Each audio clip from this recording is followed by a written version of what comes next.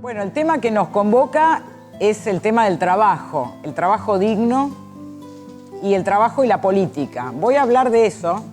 Yo soy teóloga, soy doctora en moral social y dentro del campo de lo social trabajo el campo de lo político. Y considero que el trabajo es una clave para organizar el campo de la política. Entonces voy a hablar de eso.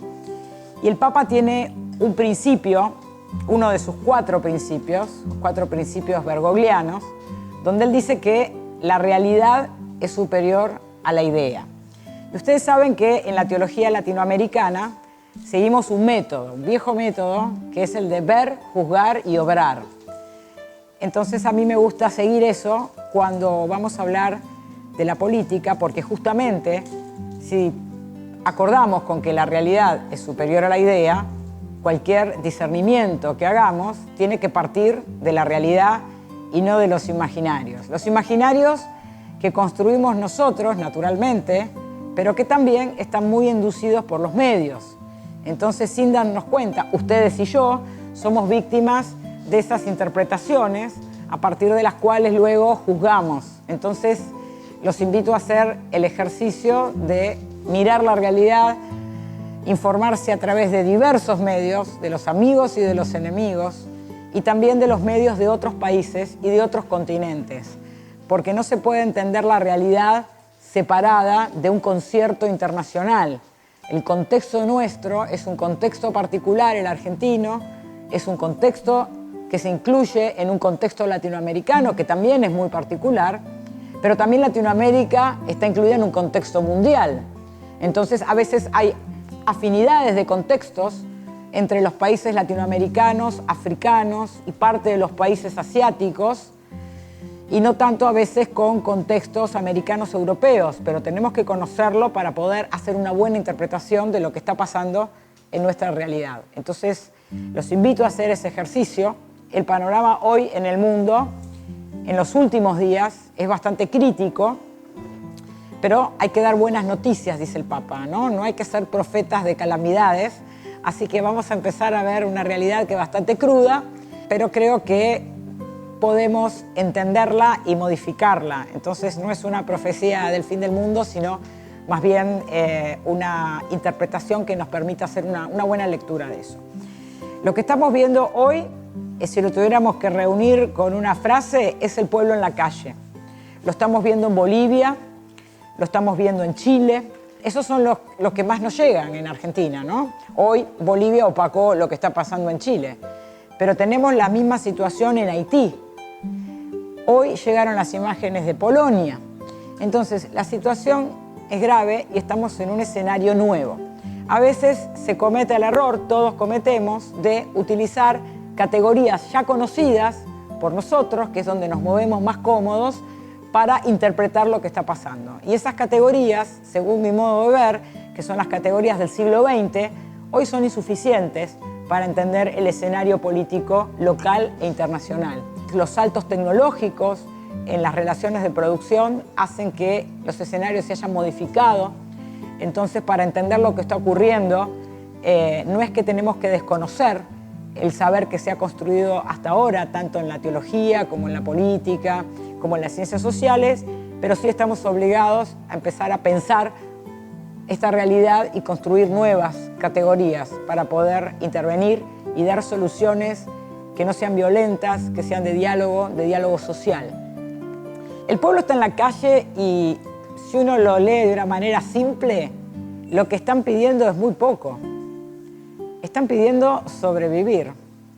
La gente no está pidiendo tomar los medios de producción, no está pidiendo asaltar las grandes mansiones, no está pidiendo autos de alta gama, está pidiendo comer para sobrevivir hasta mañana.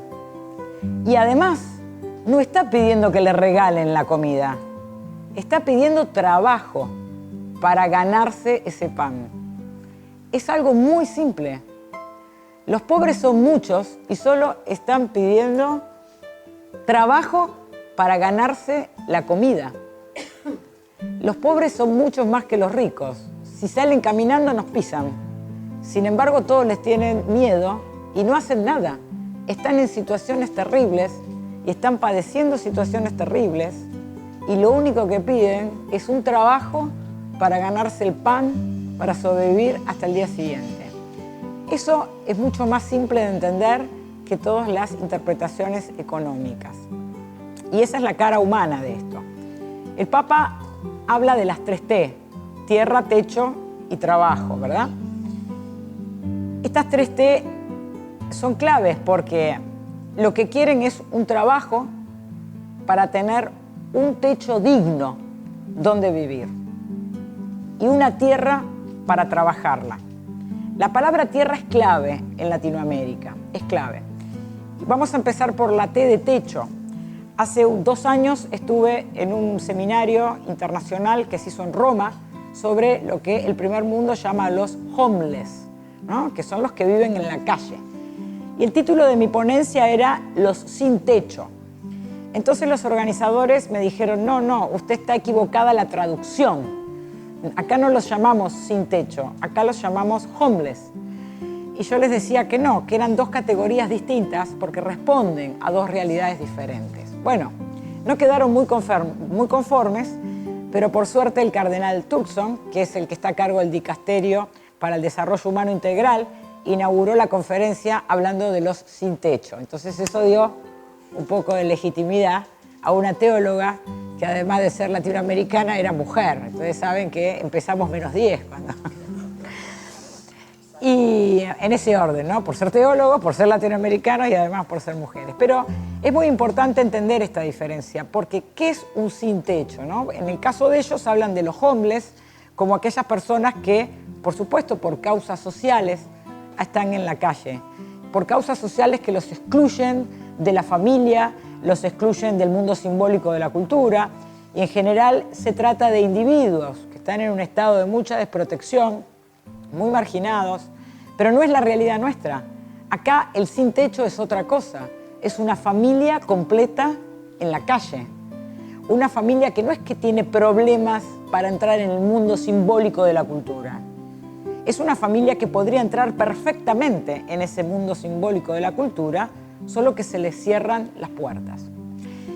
Esto hace que el mundo hoy esté dividido entre los incluidos y los excluidos. Ya vamos a volver sobre eso, pero quiero dejar en claro que las categorías izquierda o derecha que se manejaban en el siglo XX o arriba y abajo, que son también categorías del siglo XIX y XX, hoy ya no sirven para entender este panorama. Volvemos al techo. El tema del techo es importante por varios motivos. Sin techo no se puede tener privacidad. Lo que pedía la gente no solamente era un techo, sino una puerta. Yo nunca había escuchado esto. Una puerta. Hay gente que vive en una casilla, 7 personas, todos juntos, en un mismo ambiente, sin una puerta que permita privacidad, que permita intimidad. No tienen un espacio donde estar solos. El adolescente y el niño no tienen un espacio donde estar solo. La pareja no tiene un espacio donde estar solo. Esto es muy agresivo a la dignidad de la persona humana. Algo que no se habla, y yo lo aprendí en esa reunión, la importancia de la división interna, de tener una puerta. Entonces un techo no es solamente como haría una sociedad animal, porque las sociedades también son animales, la sociedad política es otra cosa.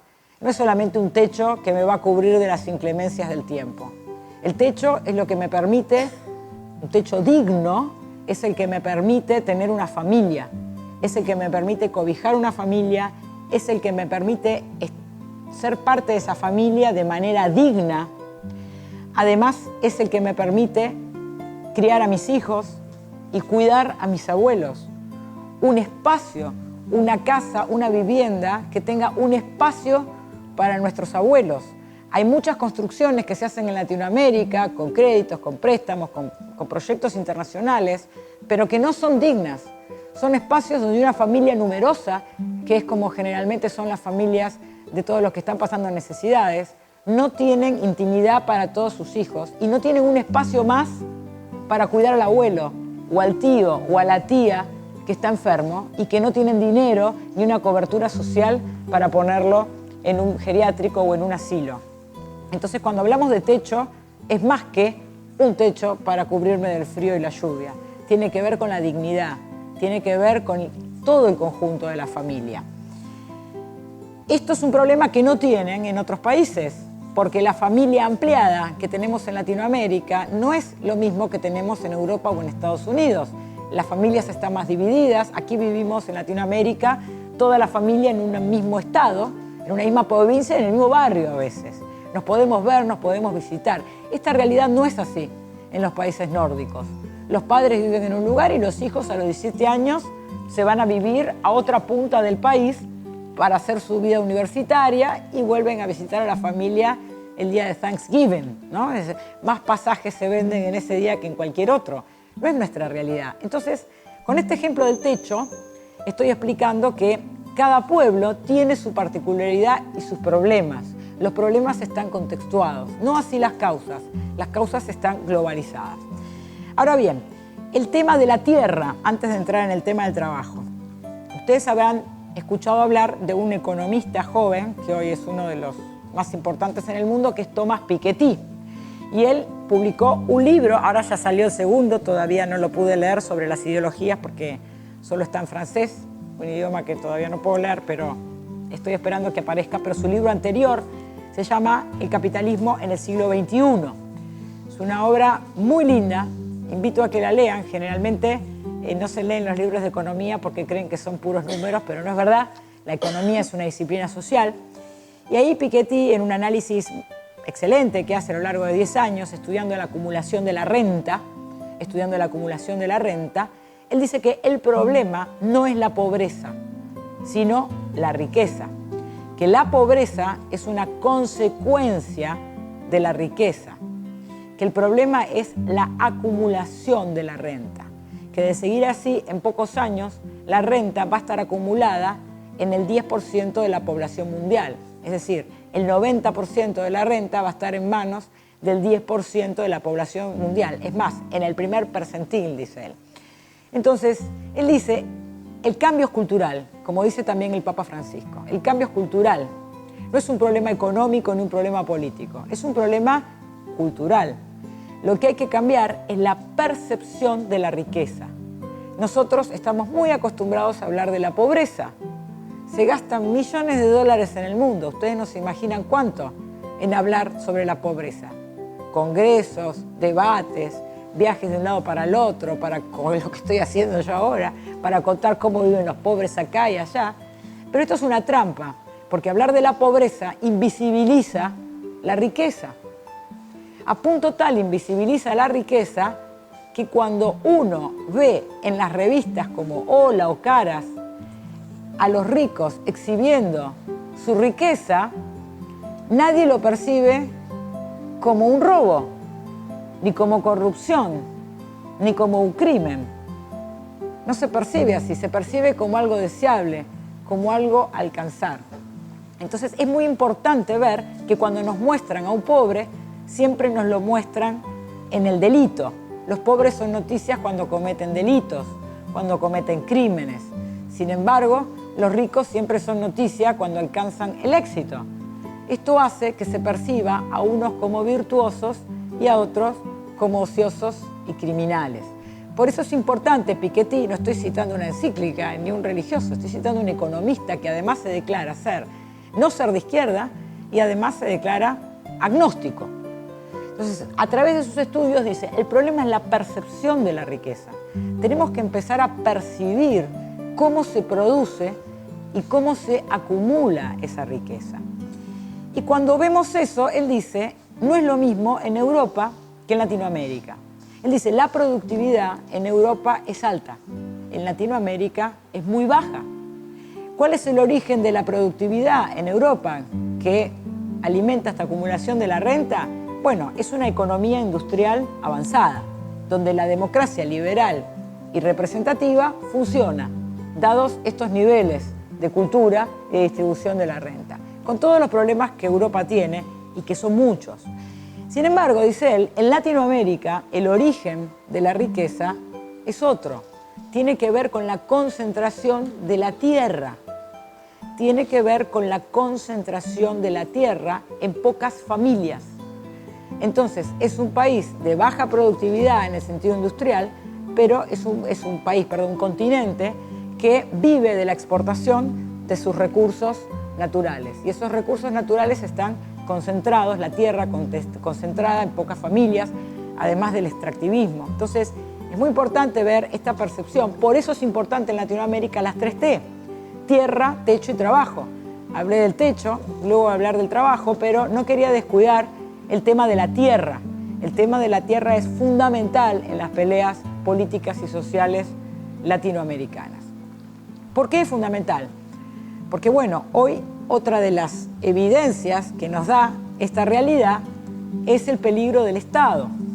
Los estados están muy debilitados en Latinoamérica. El Estado moderno es justamente eso, el control de los bienes y los cuerpos, ¿no? La concentración de este control de los bienes y los cuerpos. El Estado es el que tiene la legitimidad del uso de la fuerza física, decía Max Weber, y donde está eso está el Estado. Y si salimos de Argentina y vamos sobre todo a Centroamérica, vamos a ver dónde está el Estado. En Centroamérica, para ir de un barrio a otro, yo tengo que pagar un peaje. Mi cuerpo no es mío. Yo, para salir de Argentina, lo hago 2 veces por semana, tengo que presentar mi pasaporte. No transporto mi cuerpo donde quiero. El Estado tiene autoridad sobre mi cuerpo. No puedo andar libremente cruzando fronteras. Como también lo tiene sobre mis bienes. Yo tengo ahí un billete que dice 100 pesos, yo diría es mío, sin embargo dice que es del Estado argentino. Mañana me puedo levantar y esos 100 pesos pueden valer nada. Cambió la convertibilidad, cambió la moneda, vale 2 patacones, ya lo sabemos, ¿no? Entonces, los bienes y los cuerpos son del Estado. Pero ¿qué pasa cuando el que controla mi cuerpo no es el Estado, la nación, sino una mara, las mafias latinoamericanas, que son las que tienen poder sobre nuestros cuerpos y además sobre nuestros bienes?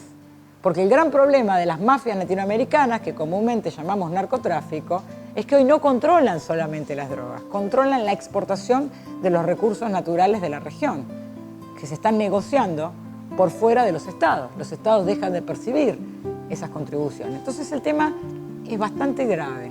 Por eso el Papa habla de las 3T: tierra, techo y trabajo, porque las 3 están relacionadas.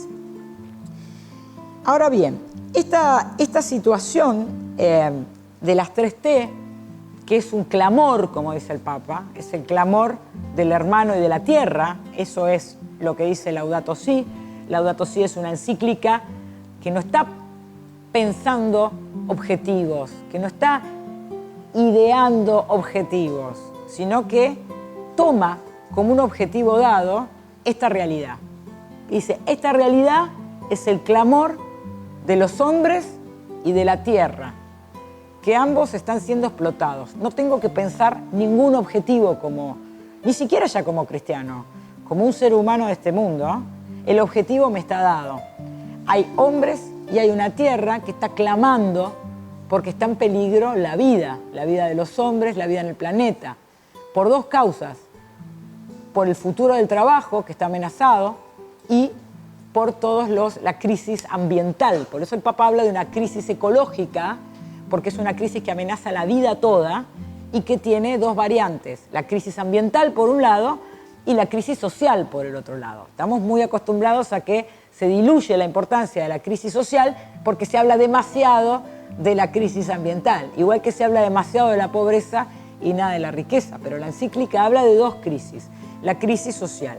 Entonces, esta situación es un clamor por la supervivencia, no solamente de los pobres, sino por la supervivencia de todos los que habitamos este planeta, y no solamente los seres humanos, las especies.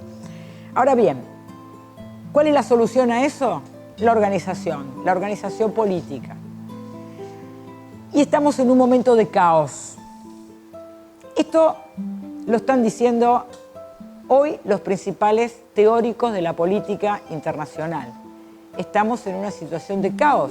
Puedo citar a la filósofa belga Chantal Mouffe, que en su último libro dice: estamos en una situación de caos. Lo que ella llama el momento populista, olvidémonos de todas las miles de interpretaciones que hay de los populismos, ella llama momento populista a este estar en el pueblo en la calle. Dice, eso es una situación de caos. ¿Por qué es una situación de caos? Porque el pueblo está en la calle apolitizado y desorganizado. Ahora vamos a ver las causas. Este pueblo en la calle apolitizado y desorganizado es un caos. Y el caos alguien lo va a ordenar. Voy a detenerme un minuto e ir al segundo relato del Génesis. Ustedes saben que en el Génesis hay dos relatos. Uno donde la vida y el mundo se crea de la nada. Y el segundo relato donde la creación es la ordenación del caos, ¿no? Dios es aquel que ordena un caos. El problema es que Dios va a organizar este caos. Y esa es la amenaza hoy en el mundo. Hay una situación de caos porque no hay organización política, porque durante décadas nos han dicho que la política es algo malo, es algo ideológico, es algo corrupto. Además, al no haber trabajo, hoy tenemos, según el último informe de la Comisión Mundial de la OIT, 300 millones de personas en el mundo que no tienen trabajo y que no hay forma de que vuelvan a tener un empleo asalariado. Igual trabajan, pero trabajan en situaciones indignas y muchos de ellos para estas mafias que acabo de mencionar, donde su vida vale absolutamente nada y donde no hay lugar para una negociación colectiva, ni paritarias, ni nada de eso, que son los laureles que supimos conseguir en 100 años, por lo menos en Latinoamérica. Entonces, esta situación caótica está generada, por un lado, por este mensaje de apolitización y, por otro lado, por falta de trabajo, porque al no haber trabajo, la gente no está junta. El trabajo lo que permitió la modernidad, porque no todo es malo en la modernidad, ojo con ese discurso también. La modernidad permitió que por primera vez en la historia los de abajo se organizaran políticamente. Antes de la modernidad, la política era solo entre dioses, como dice Michel Lowy. Era entre sectores de la burguesía. Los de abajo ponían el cuerpo en una guerra que no era suya. A partir de la modernidad, con el desarrollo industrial y el surgimiento del obrero, estos de abajo empiezan a estar juntos, varios días a la semana, 8 horas, y cuando hay muchas personas juntas, como dice Hannah Arendt, aparece la palabra pública. Al principio uno empieza a quejarse, luego empieza a buscar soluciones y empieza a organizarse. Esos fueron los primeros sindicatos, los partidos políticos que surgen de esos sindicatos. Entonces había una política que empezó a pelear sus propios intereses. Los de arriba peleaban sus intereses por la ganancia y los de abajo peleaban sus intereses por condiciones de trabajo dignas y salarios justos. Pero ¿qué pasa cuando la masa de gente desempleada empieza a crecer y crecer? Empieza a desaparecer ese espacio común, público, para que la palabra, como dice Hannah Arendt, aparezca. Eso es la política. La política no es corrupción. La política es politeia, es palabra pública. Cuando yo no tengo esos espacios de trabajo, la gente deja de tener palabra, empieza a estar aislada, empieza a deprimirse, empieza a consumir alcohol, empieza a consumir drogas, empieza a no querer estar en contacto con el otro. Estos dos factores fueron determinantes para que lleguemos en el siglo XXI a una situación caótica como la que estamos viviendo. Durante el siglo XIX y XX, la lucha política era por derechos sociales. Por eso se dice que en el siglo XIX y XX la política era secular, una palabra que también ha tomado malas interpretaciones. Cuando uno dice secular, se escucha secularismo. Y cuando se escucha secularismo, se escucha anticatolicismo. Cuidado con eso. La política debe ser secular. La política es el espacio para la lucha por derechos sociales. Cuando la política deja de ser el espacio para la lucha por derechos sociales, deja de ser política y se convierte en religión. Porque la gente, en lugar de hablar para organizarse y pelear por derechos sociales, empieza a organizarse para defender verdades metafísicas, a punto tal que hoy se tiran abajo presidentes que pelearon por derechos sociales a nombre de una verdad metafísica de saber quién robó, quién es corrupto. Esto es complicado. No estoy defendiendo la corrupción.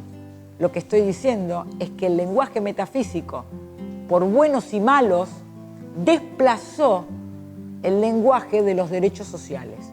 Y hoy los trabajadores, porque todo ser humano es un trabajador, hoy los trabajadores sin trabajo, porque siguen siendo trabajadores, si vivieran de la renta no serían trabajadores, pero a todos aquellos que para vivir hasta el día siguiente tenemos que trabajar y vivir un salario, somos trabajadores.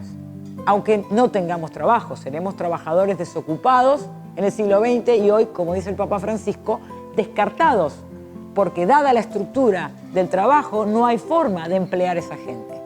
Después retomamos esto. Entonces, volviendo al tema del escenario, estamos en el siglo XXI y en esto coinciden varios autores, como por ejemplo un filósofo italiano, Giacomo Marramao, ha escrito un libro sobre esto a fines del siglo XX. Estamos entrando en un periodo post-secular. Estamos entrando en un nuevo periodo donde la gente en la calle está saliendo a pelear por verdades religiosas. Tenemos que quitar la palabra evangélicos. No son los evangelistas, porque ahí también vamos a caer en una trampa. Es la política que se está desplazando al campo de lo religioso. Habrán visto las imágenes hoy que están circulando de Bolivia, pero no solamente en Bolivia. Las de Bolivia son las más fuertes, conozco muy bien. Hice una gira el año pasado por todas las ciudades grandes de Bolivia y conozco muy bien lo que está ocurriendo con el tema de la religión. No podemos permitir que el campo de la política sea convertido en un campo religioso, porque ahí cuando uno piensa en la religión y mezclar la religión por la política, siempre tiene la fantasía que la religión va a ser la mía y que esa religión es una religión que tiene la verdad absoluta y que tiene los principios morales. Pero puede no ser la mía, puede ser la mía mal interpretada, puede ser una falsa religión, como dice el Papa, la religión de este sistema neoliberal, que es también una religión, porque tiene sus rituales. El consumo es un ritual, es un sistema de fe. Creemos en que depositamos el dinero en el banco y está allí. Ni hablar de las nuevas billetes electrónicos como el Bitcoin, que ni siquiera es un banco, es un acto de fe grandioso, esa inversión. Entonces, estamos en un sistema de fe que para seguir funcionando necesita cada vez más de los niveles de creencia. Entonces tenemos que desinstalar eso, porque en esta vorágine religiosa vamos a terminar todos enredados en una lucha religiosa y esa lucha religiosa no es funcional al Dios verdadero, es funcional al falso Dios, que es el ídolo, que es el Dios dinero, donde muchos de nosotros estamos peleando, defendiendo nuestros valores religiosos, pero en realidad estamos siendo funcionales a una trampa, una religión que está dividiendo a los pueblos, que está enfrentando países y que está amenazando fuertemente los procesos políticos latinoamericanos. Es importante empezar a informarnos de lo que está pasando realmente antes de condenar a nuestros hermanos que creen que están defendiendo valores religiosos. Es muy importante entender esto, porque si no vamos a entrar en una guerra de todos contra todos, muy alejada de la política. Entonces, en este campo de que es el caos, como dice Chantal Mouffe, el momento populista, alguien lo va a ordenar. ¿Cómo se sale de esta situación? Chantal Mouffe dice, la derecha está más armada que la izquierda. La izquierda está fraccionada, dividida a nivel internacional, la izquierda en general. Ella entiende por izquierda, dice que hoy ya no se puede hablar más de derecha e izquierda, hay que hablar de incluidos y excluidos, y los excluidos se convierten en el anti-establishment. ¿Quiénes son hoy los que están en contra? Todos aquellos que van siendo excluidos del sistema. Algunos por motivos económicos, otros por motivos religiosos, otros por motivos de género, porque la lucha diabólicamente y no simbólicamente se ha dividido infinitamente en un montón de frentes. Esta palabra diabólico y simbólico es importante. Son palabras medievales. Seguramente cuando escuchan este video que va a salir en las redes me van a atacar por esto. Pero es importante. Lo simbólico es aquello, es el simbolón. Es lo que une la diferencia, como dice el Papa Francisco. Lo simbólico es la unión en la diferencia. Vamos a buscar una unidad contemplando todas las diferencias, las distintas religiones, los distintos credos, las distintas posiciones políticas. Pero lo diabólico es aquello que impide esta unidad. Diabólico es lo contrario, es la división. Es multiplicar infinitamente esas diferencias. Entonces duele ver hoy que lo que tendría que ser un reclamo político por derechos sociales justos, porque hay millones de personas con necesidad en Latinoamérica, se haya convertido en horas, si miramos el Facebook, hoy, en un enfrentamiento religioso. Esto está pasando ahora y están tomando partido. Esto es muy triste porque esta es una posición diabólica, es una posición que justamente lo que impide es esta unidad. Y esta unidad es organización, y eso es organización política de los pueblos. Y no hay que tener miedo. Y esto es contrario al catolicismo de ninguna manera. El catolicismo, a fines del siglo XIX, ante una situación calamitosa y urgente, inicia lo que se conoce como doctrina social de la Iglesia. Eso es la Rerum Novarum, la primera encíclica. La doctrina social de la Iglesia es justamente cuando la Iglesia, en los tiempos modernos, luego de haber condenado la modernidad en el sílabus, como en los tiempos modernos se hace cargo de que tiene que haber organización de los trabajadores, que las luchas y los reclamos sean reconocidos por los estados y generar instituciones. Eso fue el sindicalismo, esos fueron los partidos políticos. La doctrina social de la Iglesia tiene una larga tradición en defender la organización política, la organización de los trabajadores. No es ajena a esto. Ojo también con escuchar que no hay que mezclar religión y política, porque eso no es católico. Eso no es católico. No mezclar religión y política para algunas religiones es importante, porque es funcional a un avance que destruye a los hombres y al planeta, porque no hay organización. Pero no es eso el catolicismo, y tampoco es eso para el judaísmo, y tampoco es eso para el protestantismo, y tampoco para muchas religiones o organizaciones evangélicas. La política es algo importante. El Papa Francisco lo reivindica y además dice que es la forma más alta de caridad. Es la forma más alta de expresar una de las tres virtudes teologales, que es la caridad. En este panorama, ¿qué tiene que ver el trabajo? Bueno, el trabajo es el camino, dice el Papa Francisco. El trabajo es el camino. Y uno diría, ¿pero por qué el trabajo? Bueno, por todo lo que vengo diciendo. Primero, porque el trabajo permite a una persona manifestar su ser. Eso es la dignidad. La dignidad tiene que ver con derecho. El derecho que tenemos naturalmente a sobrevivir en este mundo, y no solamente a sobrevivir, a ser felices, a festejar, a tener nuestras fiestas, a hacer nuestras comidas con amigos. Tenemos derecho a eso. No podemos sentirnos culpables de estar alegres y de estar festejando. Esto es muy importante porque la gente está muy triste. Es muy importante repetir esto. Hay que volver a instalar el derecho a la felicidad y el derecho a la alegría. El trabajo permite que yo pueda tener los medios para vivir dignamente. El trabajo estamos acostumbrados a asociar trabajo con empleo. Estamos acostumbrados a que trabajador es solamente el empleado que cobra un salario que solo le alcanza para vivir y para sobrevivir y llegar al trabajo hasta el día siguiente. ¿Sí? Eso es su salario. Y cuando aumento, por eso es móvil, es porque ya no le alcanza más para llegar al trabajo al día siguiente. Fíjense lo que fue la protesta en Chile. La gente en Chile no salió a pedir tomar los medios de producción. Salió a pedir que no le aumenten el boleto con el que tiene que ir a trabajar el día siguiente. No ni siquiera pidió aumento de sueldo, que no le aumenten aquello con lo que va a ir a producir la acumulación del sistema.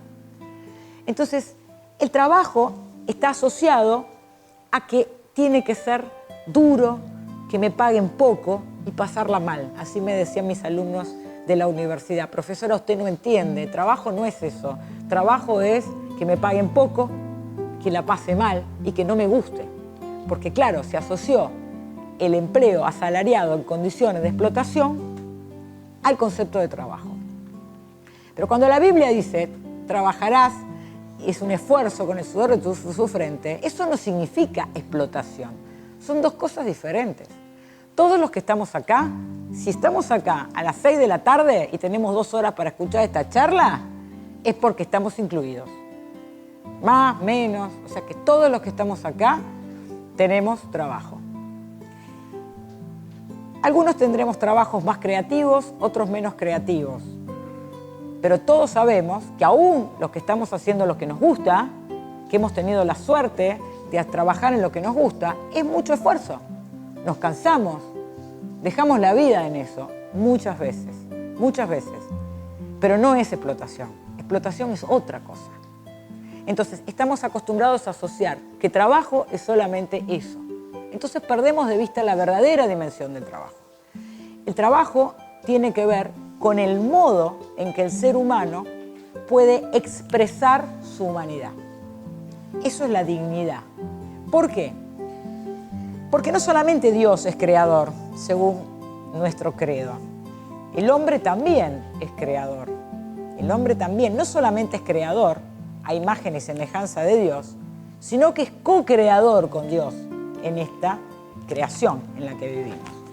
Entonces, meterse en política y meterse en trabajo no es algo que hago en el rato libre, es una obligación, porque teológicamente nos han encargado cuidar este planeta y cuidar a nuestros hermanos. Ahora bien, este trabajo es el único modo en que puedo cumplir con ser imagen de Dios, porque el trabajo es el lugar donde transformo el mundo para mejor, es donde soy creativo. Cuando soy creativo es cuando me manifiesto en mi ser, cuando me siento feliz de poder estar expresándome.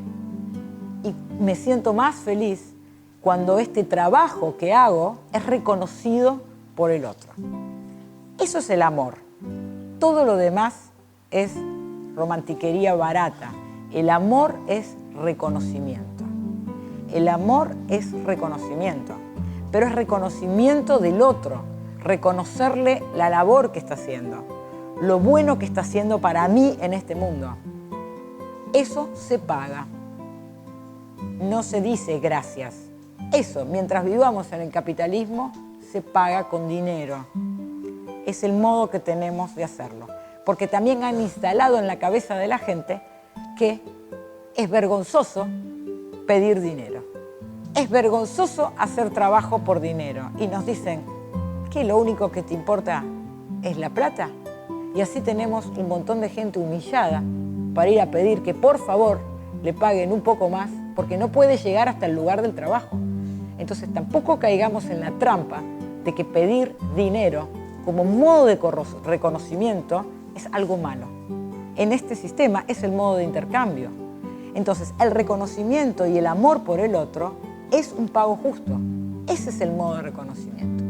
No dar las gracias. Como el diálogo social es que esta palabra, que este desacuerdo, porque hay diálogo cuando hay conflicto.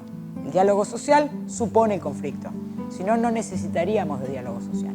Ese conflicto que generan estas situaciones desiguales, en un diálogo, es una palabra a la que se llega en forma de acuerdo. Y ese acuerdo se plasma en una ley. En Argentina lo sabemos muy bien porque tenemos reconocido por el derecho el convenio colectivo de trabajo. Entonces, el diálogo social no es hablar simpáticamente con mis empleados y escucharles sus problemas personales. Es dos partes que no solo están en desacuerdo, sino que están en desigualdad de condiciones. Por eso hay un conflicto. Se sientan en una mesa a buscar una palabra de acuerdo. Y esa palabra de acuerdo tiene el reconocimiento del Estado bajo la forma de ley. La ley es lo único que puede garantizar el diálogo social, es lo único que puede garantizar el desequilibrio entre partes que son desiguales. lo que no se puede negar tampoco es el conflicto, porque si negamos el conflicto, nunca vamos a poder llegar a establecer la palabra ni el acuerdo. El diálogo social supone reconocer la desigualdad y el conflicto. Entonces, el trabajo no es solamente aquel que se hace en condiciones de explotación. Lamentablemente, los seres humanos terminamos trabajando en esas condiciones, pero hay que reivindicar la figura del trabajo, porque quien no trabaja, como decía alguien anterior al marxismo, que era Adam Smith, quien no trabaja está viviendo el trabajo de otro.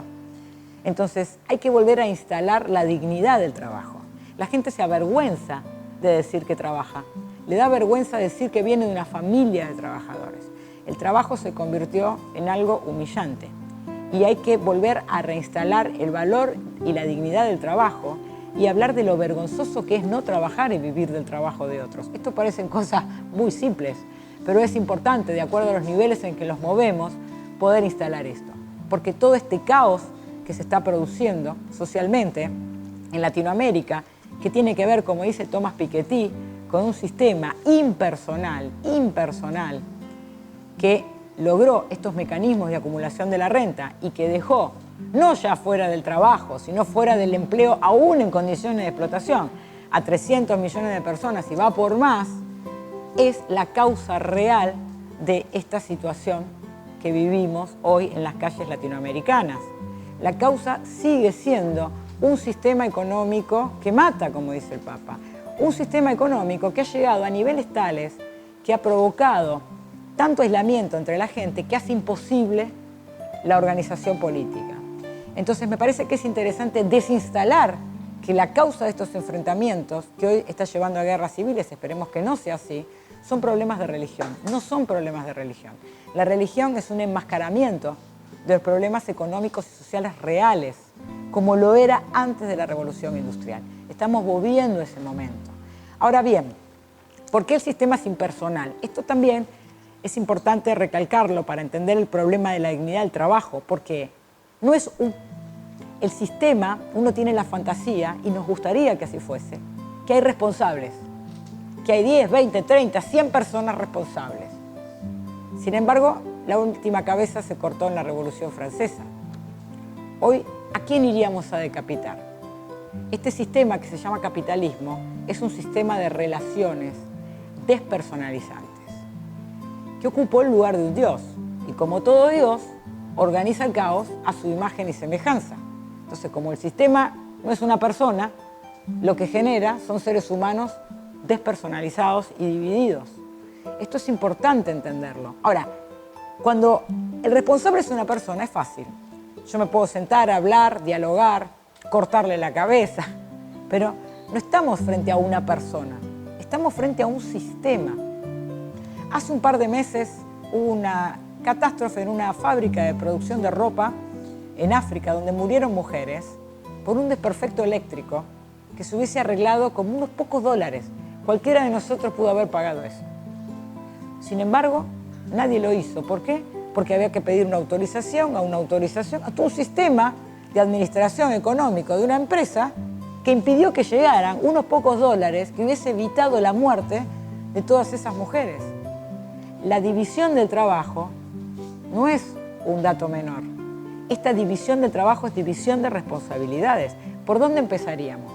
Haciendo caridad cada uno de nosotros, saliendo ahora de acá y dándole una limosna a toda la gente que acabo de ver durmiendo en la calle acá, a 100 metros, frente a la Plaza de Mayo.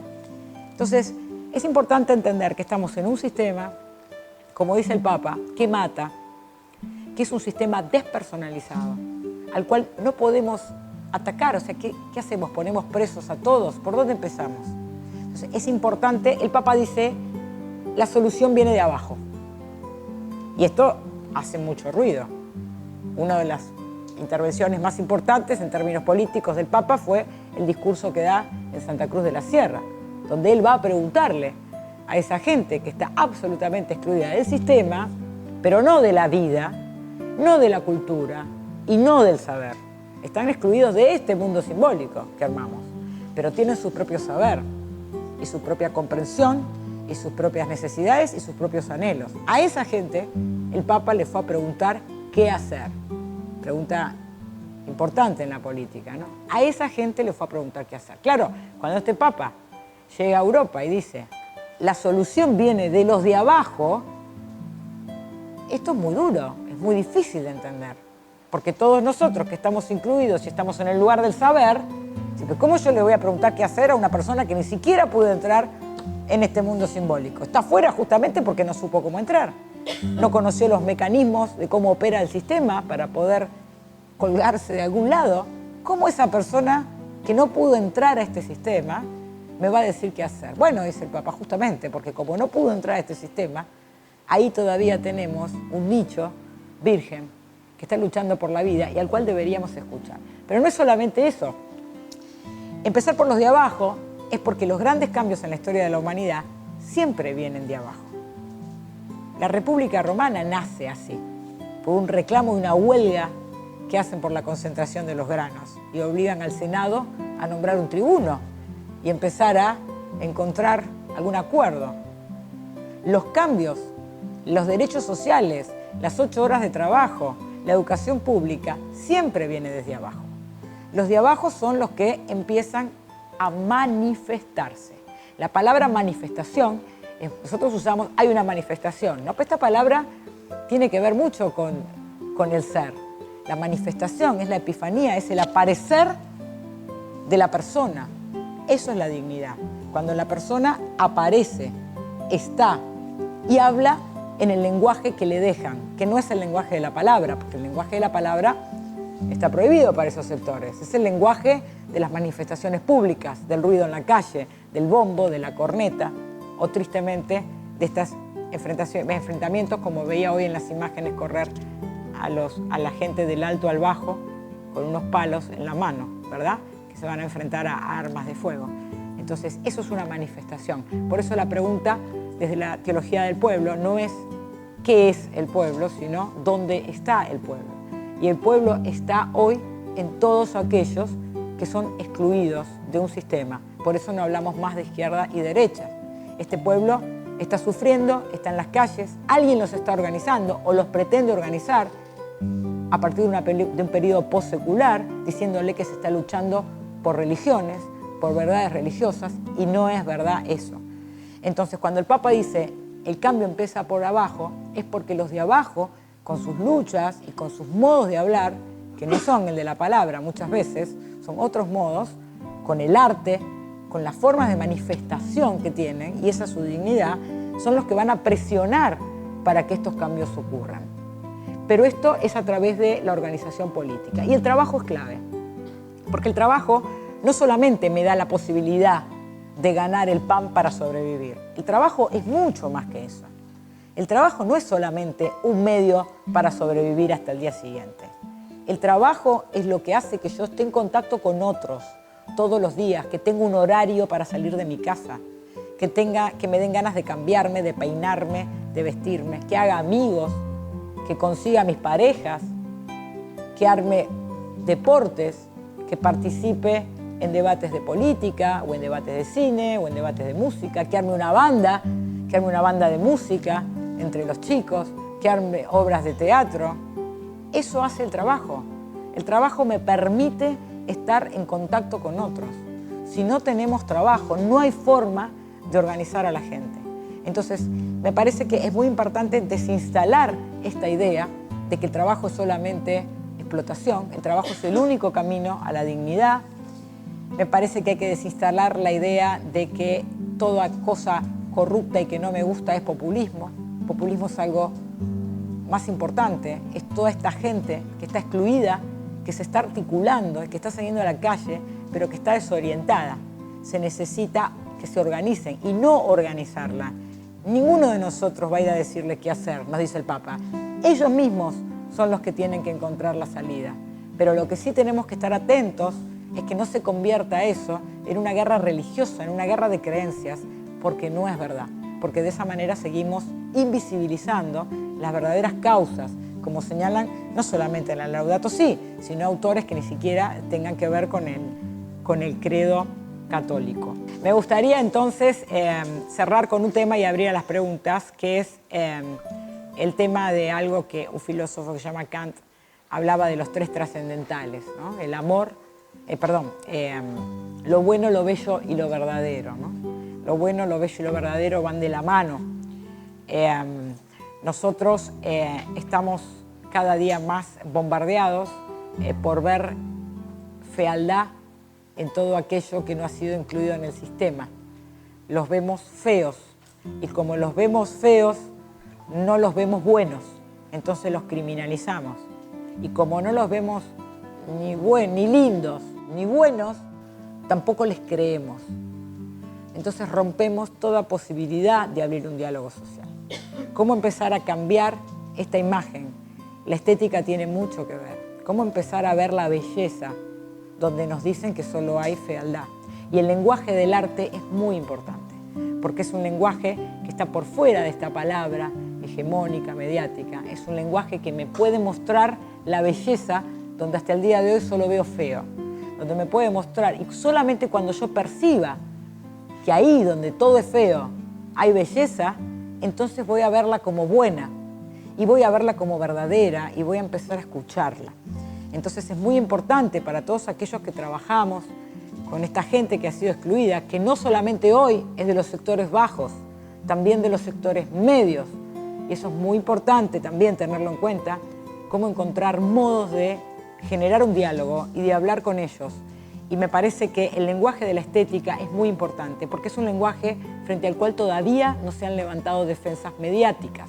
Cualquier otra palabra que utilicemos ya tiene una palabra que la invalida. Política, corrupto. Sindicato, corrupto. Pobre, criminal, ladrón. Pero el lenguaje del arte todavía no generó esas barreras. Y me parece que es un lenguaje con el cual por ahora podemos comunicarnos entre los que estamos adentro y los que están afuera. Y creo que es una apuesta para generar estos espacios de diálogo. Gracias.